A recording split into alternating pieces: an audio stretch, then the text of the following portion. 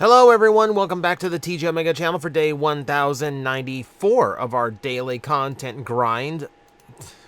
It's going to be 3 years straight this week. Don't even know how we made it, but we're going to be there. But that is a few days away. For now, it's a Monday, which means it's time for a news roundup. And we do have a lot to talk about, a lot of in hand, a lot of official images and reveals. Let us begin with official details on Hasbro PulseCon 2024 happening on Friday.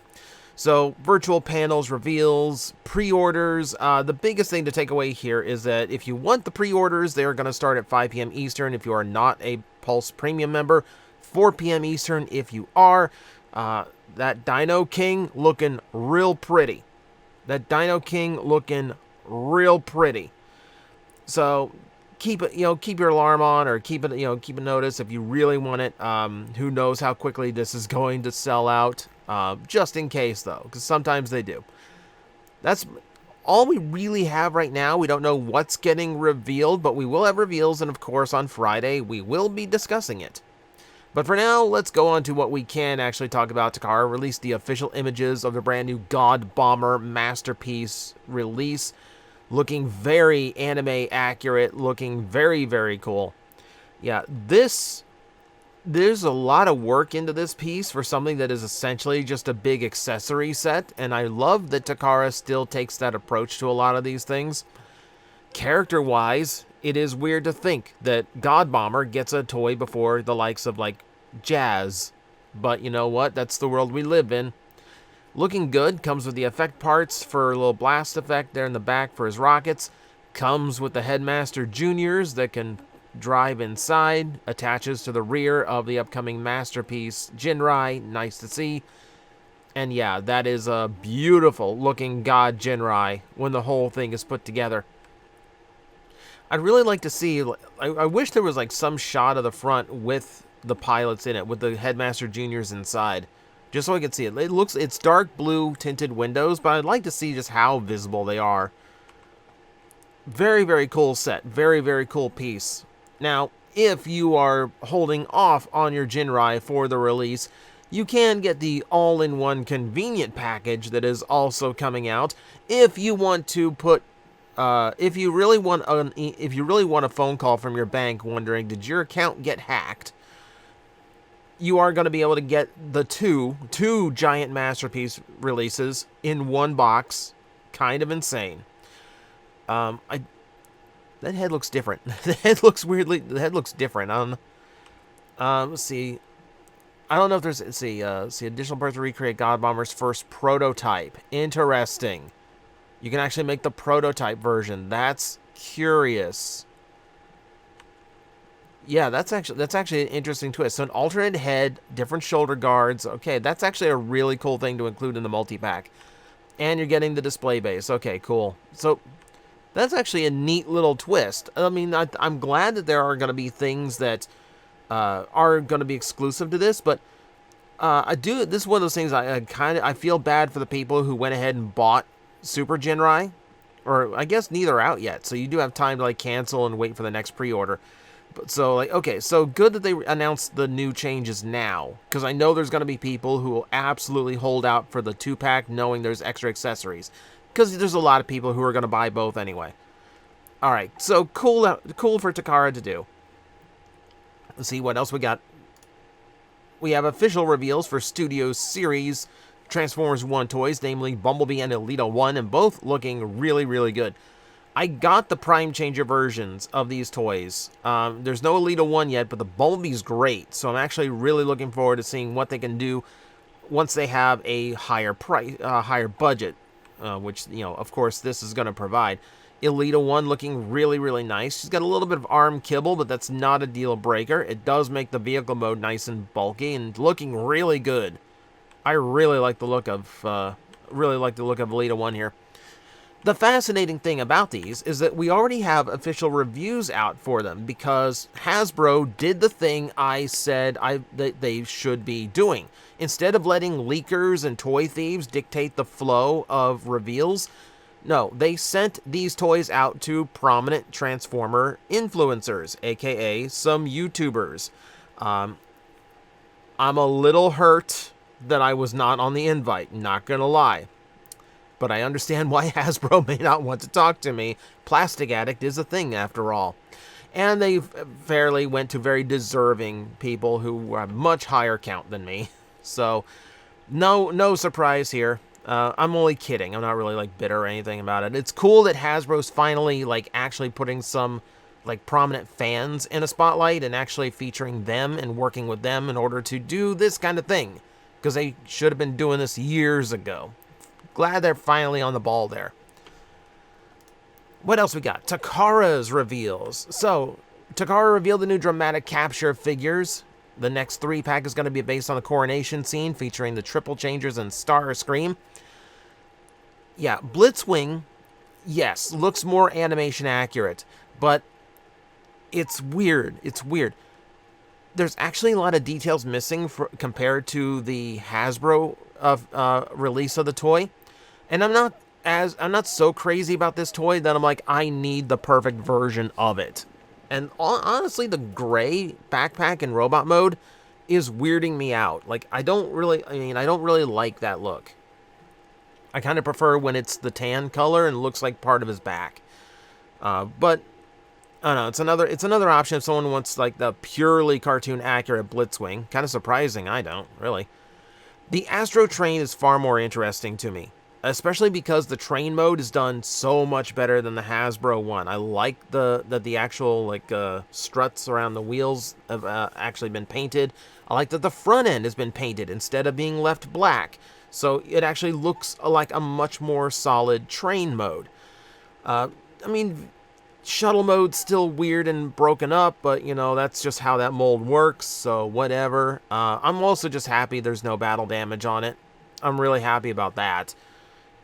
I don't really want to buy these just for the sake of upgrades, but I do really want a better looking Astro Train on my shelves that doesn't have all that scuff painted on him.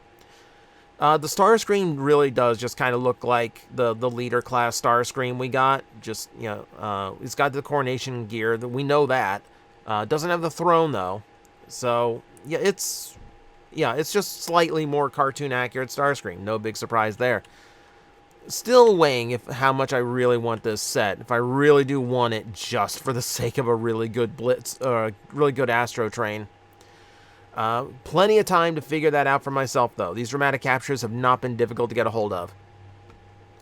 Takara also showed off the official shots for their Karakuri statue. This is the self-transforming Optimus Prime statue. You hit the button, goes from vehicle to robot and back, and it's just a really cool display piece that operates itself. Kind of like if you really like what RoboSen does, but you don't want to pay RoboSen prices, and like you're just cool with having Prime as a display piece. Because that's basically what this is. It's a cheaper version with the same trick. So, I'm not necessarily going to be grabbing this one, because this is going to be very expensive for what's essentially a one-trick pony toy, but I know there's some people who are like, this is a must-have for their desk because it's just doing too cool of a job doing what RoboSen does. We have another Optimus Prime to talk about. So I think I can zoom back out again. So this is the retro G1 Optimus Prime, similar to the Walmart reissues that we've been seeing in the last few years. This is the original G1 mold, except completely repainted to be more cartoon accurate. No chrome, and you know a lot more and no stickers. All paint detail. It creates such a different look for the G1 toys, and it's okay if you don't like it. I know for some it looks a little bit cheaper without the chrome. I kind of prefer it because it means it's not nearly as prone to scratching or flaking over time. Chrome wear, whether it chips, cracks, or just wears out, always looks worse, and chrome wears out easier, so I'm not too upset about this. It's also a rare time when the trailer is actually done cartoon accurate with the gray. Does expose a couple of weird screw holes. Would have been nice to have little caps for those, but 3D printing is a thing after all. It looks really, really nice. I don't know if I'm down for buying an entire G1 Optimus Prime again just because I like the cartoon accurate repaints they've been doing, but it's cool to have out there in this anniversary year. We have so many ways of buying an Optimus Prime now. Not even just like the contemporary movie and cartoon ones, but also we've got the G1 toy-based Generations version. We got the Missing Link. We got a lot. You know, the 86 is all right around the corner too. Like, there's so much way of buying a really nice looking Optimus Prime right now. On the other side of things, someone actually got their hands... Oh, we're out of official pictures right now, so now we're moving on to in-hand shots, and the first one is the Triple T G.I. Joe crossover Cup. Now, these are, to my knowledge, done mostly by the G.I. Joe team, which is why the vehicle modes are always spot on. And yeah, this looks fine. This looks absolutely perfect as a, standard little G.I. Joe vehicle. It's the Triple T. It's no big surprise there. And then, yeah, it actually makes sense for Cup. It actually works. That backpack. That is a huge backpack. I will admit, compared to some of the past releases, there isn't nearly as much junk going on with this particular figure. It does work for Cup. It's a character that makes sense to cross over with G.I. Joe. And yeah, it just looks neater. Yeah, the backpack is enormous, but I will take that over things like Bumblebee having gigantic tires hanging off his arms and legs. I'm not really sure if I'm going to grab this. I skipped the Thunder Machine, which I know is supposedly actually really good, but I don't know. I was never a big G.I. Joe kid, but I'm a wrestling fan, so I might get it for Sergeant Slaughter. We don't know. I'm suspecting like a lot of those collabs will be on sale at some point. I'll consider it then. But for the people who really like those releases, he looks like he's going to be another very solid one. Takara, someone in Japan, not Takara themselves, but someone in Japan did get their hands on the brand new upcoming Brave Commander Optimus Prime from Transformers 1. This is the above leader class release that they are doing in Japan for the character. This thing just continues to look really, really nice. Apparently the transformation's more involved than it appears, because he does look very simple when you see him in vehicle mode. But he does have a lot going on. He does have 5mm ports, so you can add accessories and weaponize him. You have multiple parts for the axe. The face switching gimmick works, as you see here. Nice and efficient way of doing it. Vehicle mode looks nice and tight. Really like that. The flip out gun gimmick works in both modes and apparently works really, really well. So that's good to see. Yeah, and no gaps in the back. I love seeing that. He's got a hitch, but there's no trailer. No point is he showing with any kind of trailer in the movie. So I'm, at least as far as we know, none of the toys have had a trailer, but nice that, it's there in case. Yeah, and I wish we had good comparison shots. That's the best comparison shot we really got. There's another one with Ultimate Optimus Primal, a toy I don't have, so that one's hard to say. And there you see, like, yeah, it's a fake chest but no surprise there. What I like about this toy is that the Matrix actually looks correctly sized. I'm so tired of that dinky little Matrix that just looks like a handheld bauble. This one actually he can hold properly, which is very rare for a Matrix accessory. I'm excited for this one. I'm really hoping I love the movie as much as I'm thinking I'm going to love it, because I really do want this figure. I want a really good representation of this Prime, and this one looks like it's doing so many good things. I am excited for this one. Let's get into some more in hands for Generations this time. So here are our core class for Wave 3 United. And Galvatron, looking very Galvatron. There is a disappointment in my heart that this is based on the animation, not the original toy, because the original toy is gorgeous, and I'm not happy with some of the little changes they made. I'm not happy with some of the things that the animation did, but I will accept it for what it is. It still looks pretty good. The mold itself is fine. Like, it's just a dinky little version of Energon Megatron. Nothing wrong with it whatsoever. So if you liked it the first time, you should probably like it the second time. I do think the colors are more interesting than the first one, so there is that. Yeah, he just looks good. He just looks simple little repaint. Nothing wrong with that. And then we have Geokron, whose head is still very weird to me, and I can't get over it. He's smiling. He's very happy. I really do wish this was a little bit of a different color. It seems more like a variant of the first release of the mold with just a new head. But you know what? Fine. I'll accept it. You know, for rock characters, we don't have a whole lot of brown in there, so one more does not hurt. I guess. It's disappointing. I was hoping that there would be more than one core class armorizer, but that's not in the cards, unfortunately. Way too short-lived. I've actually enjoyed the armorizers for the most part, so a little bit disheartening.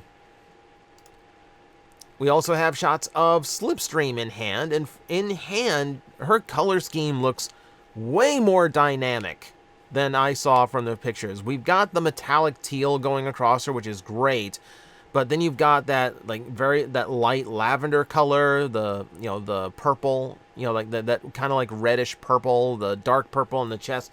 She's got a lot going on. Like, she is a very colorful take on Slipstream. This is based on, I believe, the United, the original Japanese release version. I can't remember. Legacy. I can't remember which Japanese line that was. But the first Windblade got retooled into very Slipstream look very much like this. So here's our American contemporary version, because I can't just get a female looking Starscream apparently. She does look good, and the mold is good too, so that's going to be a nice little pair. I'm still frustrated that she doesn't have any way of traditionally mounting her null rays in robot mode. I really wish they had actually put the effort into retooling that. Everything else does look really, really nice, though. I will give it credit. I mean, it looks way better than I think it should. Yeah, I'm actually interested in it. I'm actually interested in it, because I don't... Well, I was going to say I don't have a good Slipstream, but I have the subscription service one from the Prime mold, and I still think that's a perfect one. So, yeah, this is just going to be a nice, solid Generations one, though. Until I can get a proper one, this will do. We have more information on this thing. So this is the Manju Netsuke Optimus Prime. So this is the one that costs $4,500. And I had a lot of confusion when I said that last week of people going like, do you mean yen? Because 4,500 yen is not a lot, dude. No. Do not think that I misspoke. I said $4,500, as in American dollars. I am not using dollars as a generic currency name. No. The price in Japan for this thing is 660,000 yen. Over 500,000 yen. Okay? Are we clear now? So apparently, I guessed right. Because one of the things that makes it that expensive is the fact that it is made out of silver. I actually called that. According to some other things I saw or was told, there's apparently like ivory wood pieces in this as well. This is being treated as a made-to-order, handcrafted item, which is another reason why it is so expensive and why barely anyone will actually own one. And a Japanese artisan named Yuki Tsubushima actually did the work on this one. So I wish we had a scale picture to see exactly how big this thing is going to be. Failing that, at least now we have photos of it where we can see the hands flipped out. Now that you can see the hands, is it worth the $4,500? No, it's not. No, it's not.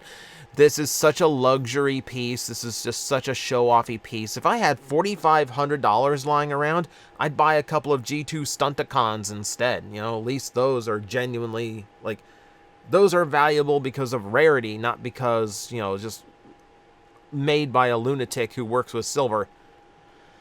But someone's gonna be out there. Someone's gonna have it. As of course they are.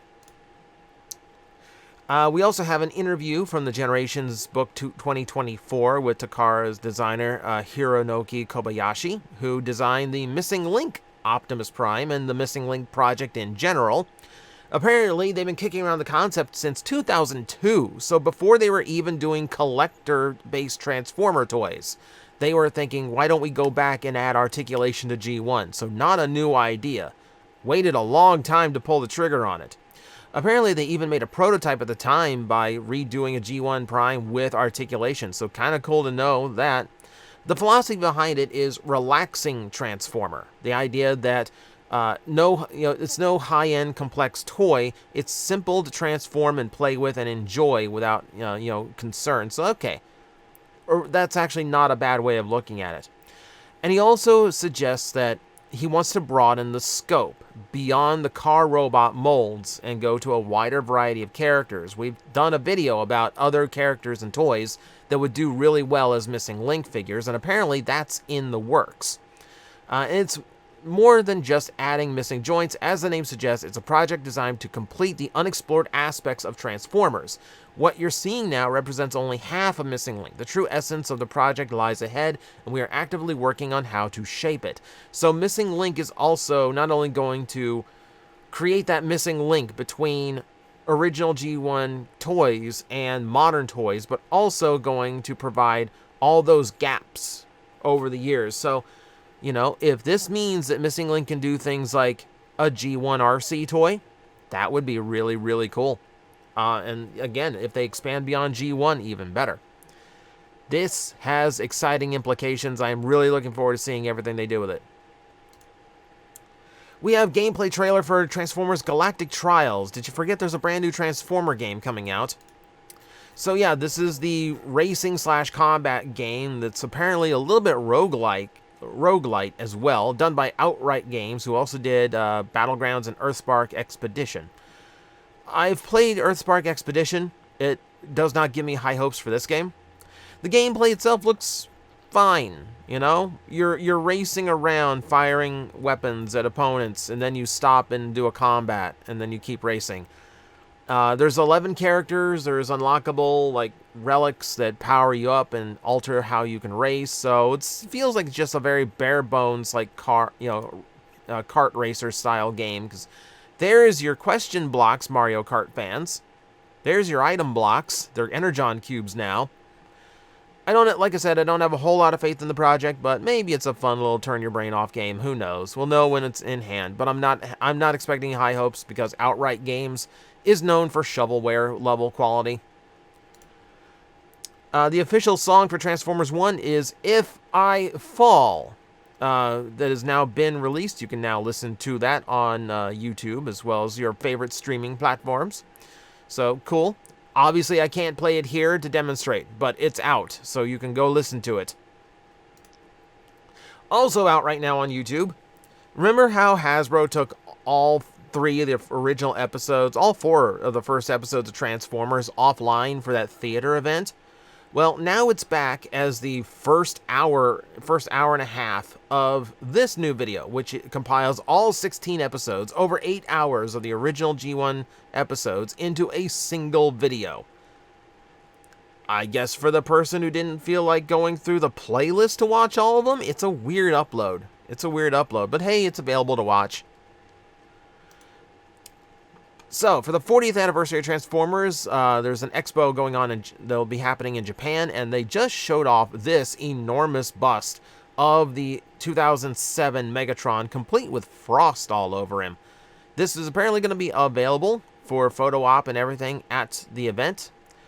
Truth be told, it just looks huge because it's you can see where it's mounted on the floor, you can see the work table in the back. So I'm presuming this is not a perspective trick. This is literally just a gigantic Megatron bust, which will be really cool for photo ops. It's like if you are getting a photo with the still frozen MBE-1.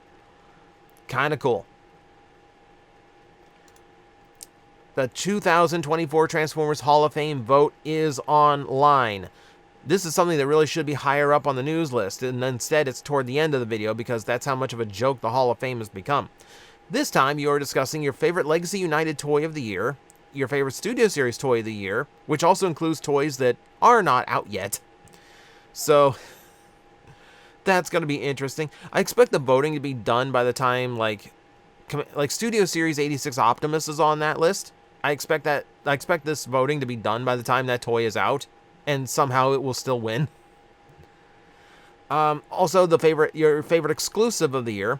Interestingly, though, this year, character-wise, they're asking for your favorite of the 13 primes. So I would like to congratulate either Vector Prime or Alpha Trion for making it into the Hall of Fame, because those are the only ones who really stand a chance here. But yeah, I really wish the Hall of Fame was treated with the same, revelry it was in 2010 when they started it. Now it's just a little online vote and a minor notation. Man, it's fallen. It sucks. And to wrap us off, we have a weird one. If you're in Australia, the Gelatissimo ice cream company is going to provide you some Transformers 1 fun. You have 4 flavors based on the main characters that will be available. You have Red Velvet Matrix, which looks like blueberry with red velvet chunks in it. You have Bubblegum Blast for Alita, which is obvious. It's bubblegum flavored with sprinkles. Bumblebee's Honeycomb Hero, which I'm not sure what flavor. I do know that there is honeycomb candy out there. It might be replicating that, so it just might be honey-flavored ice cream. And then Megatron's Mega Cookie Explosion. I'm not sure what flavor dark gray is supposed to be. It's not the most appetizing-looking ice cream. I assume that's your chocolate, because that's usually the go-to mix-in for cookies. So, yeah, if you're in Australia, sweet treat time. And if for everyone, Australia or otherwise, that's the end of the news roundup. Like I said, a lot of news this week. And with the movie getting closer, I expect that's going to be the norm for a while. So, that's going to be it for me this week. As always, thank you very much for watching. I will see you next time.